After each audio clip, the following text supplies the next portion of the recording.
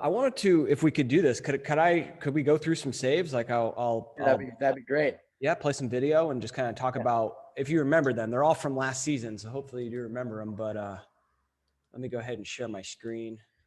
This is the first play I wanted to have a look at.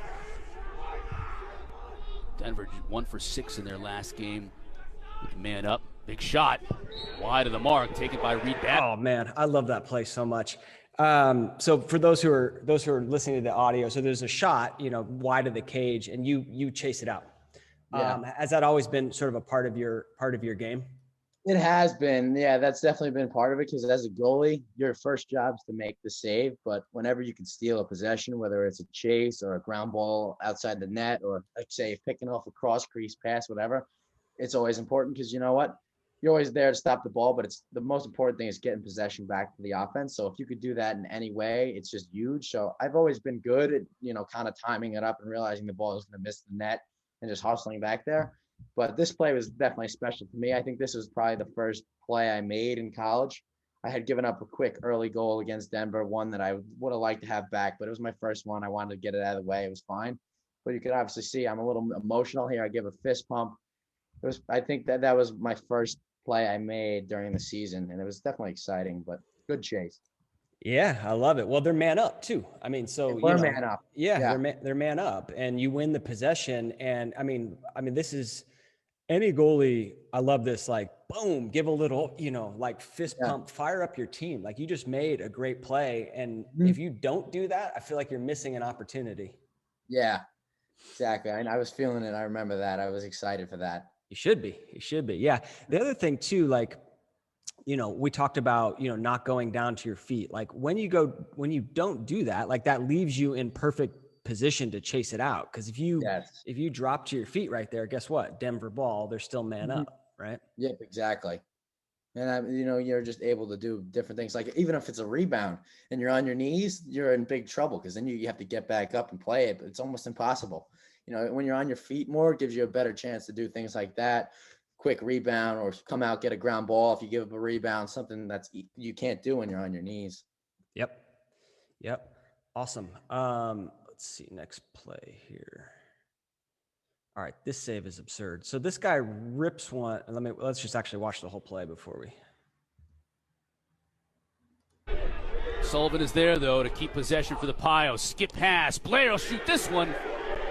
Krieg makes the stop. Wow, Krieg made that look easy. I mean, that was from... Yeah, Quint has a great point here. So Denver guy rips a shot. He's at the 6-yard mark, so maybe like, but I don't know, 7 yards away. Yeah. And you make that look real easy. You're not reading his body language? Like, that's just a simple read and react? Well, if you want to read his body language, he's kind of coming underhand. So if you would, from that spot, you would expect him to shoot low. I'm pretty much glazed on the stick head and the ball there, because, everything is kind of pointing to him shooting low there to me watching this clip. And, I was just waiting to see the ball and reacting and just being able to drive my hand over, because, a lot of guys, you might see them be on the ground for that shot, because he's 6 yards out. He's unloading. He's probably shooting at 95 as hard as he can from there. But if you just wait and you see the ball, you're giving yourself a better chance than just trying to, just play like a guessing game in a sense. So that's what I try to do here. Just, wait and see it. And you always give yourself a better chance to just react and trust your hand speed and your eyes to make the save. Yeah, love it. And even at this, I was talking about kind of you making off-stick saves in front of your face, like even, that close, that fast. You see how you get your body in front of it, and that's unbelievable. Great technique. Mm-hmm. I love this clip because if you watch my D guys, they're all jumping in front of the ball there. That's incredible. Yeah. Like isn't that 16? He tries to take your glory, He tries to get that save. They did a great job all year blocking shots for me. So I love it. I don't mind. It's all about getting stops as a unit. Oh, of course. That awesome. That fires you up as a goalie when one of the D guys can step in front and soak one. Oh yeah, for sure. Yeah. Next play is 105. This unit. So this is the High Point game. There's Rogers looking for the hat trick, going low. So I notice here, if we watch this play, the guy's kind of coming in, and I mean, there's really only like one spot he can shoot at that point. Yeah. Like you mentioned, like you're not a sort of, the goalie Smith guys call it read him and beat him. You know, when it's in close, you're not that. You know, that's not your style. In a sense, I am, but I'm not. It depends where they are. Like from here, and you see this play, he's got a slide coming, a guy on his back, he's dropping his hands. That's a spot where I'd say, all right, read him and beat him. As to the one before, he kind of had his hands free, and he had an anywhere to shoot. I'm more of a read him and beat him when the defense is dictating where he can shoot kind of place. So like here, if I didn't go early, he would have scored on me compared to the one before where if I would have went early, he probably would have scored. So see how like we got a Parker on his back, and I think we have a slide coming. He's got nowhere else to shoot besides that offside, and he already had his hands low. So he had to go low there because he had no opportunity to come back up high. Yep. Great read. And then, so this one you do drop to your knees. Is that just like a reaction, or is there a specific reason you're doing that? That's just a reaction in tight, just trying to get down to the ball. Yeah. Definitely. You know, outside, it's a little easier to stop yourself from doing that. Inside, I just try to pick it up and get to it. Got it. As best I can. Got it. Yep. I know she got the sweats tucked into the socks there. Love that look. Has that always been your look? No, actually, this is the first time this season that I've worn sweats for the majority of the year. I've always been a shorts goalie, and then I said, okay, it's kind of silly to wear shorts, especially when it's in New York where we're in winter till basically May. So, I mean, half the time it was 40 degrees. I'm out there wearing shorts, but you're standing there, you're freezing. So I just said, all right, just be smart, wear sweats. Your body stays, warmer, you're looser. And honestly, I think it's just a good look. And, sometimes it helps you make saves because it gives that illusion of you're taking up more net than you actually are. For sure. It's a great look. Yeah, it's a great look. And the baggy sweats, I mean, if they give you 1-2 more saves per year, why not? Yes, they're worth it. Why not? I know she got LK on the throat guard tape there. What's that for? LK is for my grandmother who passed away a few years ago. And then on the other side, I have BM, and that's for my uncle who passed away from cancer 2 years ago. Oh, sorry to hear about that. And that's awesome. Yeah. You can honor them. Thank you. Yeah. 217 is, oh yeah, right. Actually, this clip right here is amazing. So let's watch this play. High Point used a 6-0 run to get to within 15-13. They have it in the fourth quarter. So, if you're listening, you guys are doing a clear, and probably a good piece of advice for the youth out there. Don't try and throw a cross field offhand pass. Anyway, High Point picks it off. He sees an open net, shoots it, and you make a diving save. I mean, how are you feeling after this play? Honestly, I was like, all right, let me just see where the ball is. I mean, in the moment, you're not really like, oh my God, I just made a diving save. When I ran off the field after timeout, I was like, I kind of laughed to myself because I have tried that before. I had gotten burned a couple times, like on a 10-man in high school, and I tried to dive and I ran into the pipe and a bunch of different stuff. So it's kind of funny to me that I got to do it in a North Carolina game. But I was just more happy just to stop a goal because I think in this game, that was like one of our third failed clears in a row. At that point, we were having a little bit of trouble in the fourth quarter clearing the ball. So I was just happy we didn't give up a goal off of pretty much a broken play there. Which was the most exciting part to me because they played phenomenal in this game. And, they were all over us at points. So it was just good to just not give them that momentum because that probably would have been a huge play if it went the other way. I mean, that's a huge goal for them. So just stopping that play and, kind of halting their momentum there and not really giving them an opportunity to really get back into the game was just important. Yeah, I mean, you look, there's 5 minutes left in the game. That would have made it a 3-goal game. They're riding the momentum. So, I mean, in terms of the flow of the game, that's a huge save. Awesome. All right. Next one I want to do is at 217. 3-minute man down situation. Cards get all started with a great Collin Krieg save. He's been sharp tonight, 6-6. So you got to, the clip of you dancing in the goal there. I love that. It just shows me that you're super loose, super, having fun, like kind of what we talked about earlier. Anything else you'd add there? It's something I've been doing for a long time, just singing and like moving like that in the net. It just keeps you loose, it makes it fun. Like if you ask any of the kids I played Pee Wee with up until now, they would say, he does this all the time. It's not really something new. Like when I got to North Carolina, like I was doing it, and the kids were like, "Do you do this all the time?" And I was like, "Yeah, it's kind of my thing." So they expect it out of me, And anyone watching that knows me from home kind of knows I do it. So it was funny that they caught me doing it on live TV. And, they said something about it. It was kind of funny to me. Yeah. Yeah, it was pretty crazy because they were like specifically talking about you, and then you're just kind of like just feeling it, just dancing, and they're like, look how loose this guy is. And it's a great commentary because that's exactly what it's all about. And yeah, I know a lot of youth do that. And if that's part of your game, like own that, embrace that, stay loose, have fun, right? It makes it so much easier. Yeah. Awesome. I made a little reel of this, by the way. I don't know if you saw that. That was like my first taste of like going viral. You know, everyone loved that. That was awesome. I love when you put that out. Yeah. All right. So we got, that was 217, 304.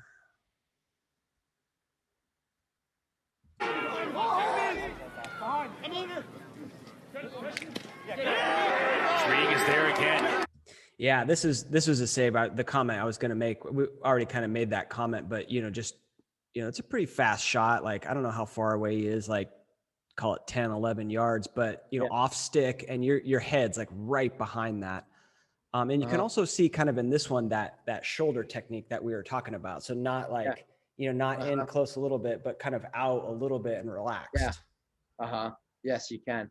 So this was I think their second or third man up of the quarter. This kid, Peter Garneau, he has one of the hardest shots I've ever seen. He's got a phenomenally quick release, and he shoots it probably high 90s in game. But he had taken one from the exact same spot on a 3-minute man down, like the prior man down. Like ended up killing it, but he shot it stick side high and ended up making the save. And this one he went off stick. But he's got a cannon, and it's important to just stay loose, because if I'm tight there's no way I'm catching up to a 98, 99 mile an hour heater from a quick release like that. Yep. And in this scenario, like, he's far enough out where you're just seeing the ball and reacting to it. Yeah. Yes, exactly. Yep. Awesome. Oh yeah. I want to keep running this play because 11 saves, tying a career high. I know he's just a freshman, but he's having his best game in his most important game, his first ACC game in. I mean, one of the things I love about your game so much is the clearing and the outlet passes. I mean, is that something you specifically work on, or how did that become, part of your game? It's just, I've always, I used to play attack as a kid. I always loved to work on my stick skills. I hit the wall pretty regularly, but clearing has been always something that's been, come to me pretty well. When I got to North Carolina, I had trouble at first because I hadn't played in so long, and the game speed was really fast for me. So I found myself really struggling on the clear. But as the year progressed, like in the beginning of the season, I had a little more trouble. But by the end, I had found, I knew what I was doing, and I was very comfortable.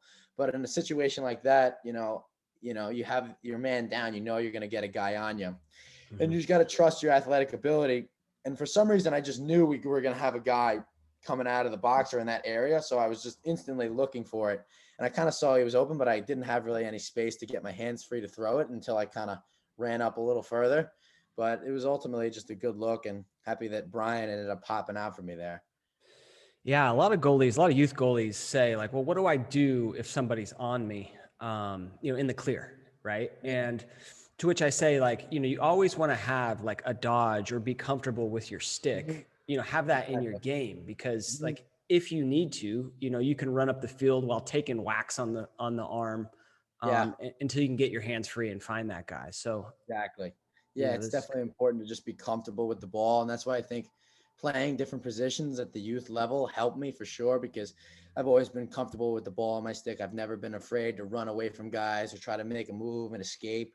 And, I think if you've just been a goalie, you never have gotten that experience of trying to beat a man or, just running up and down the field. It's a little more difficult to do something like that.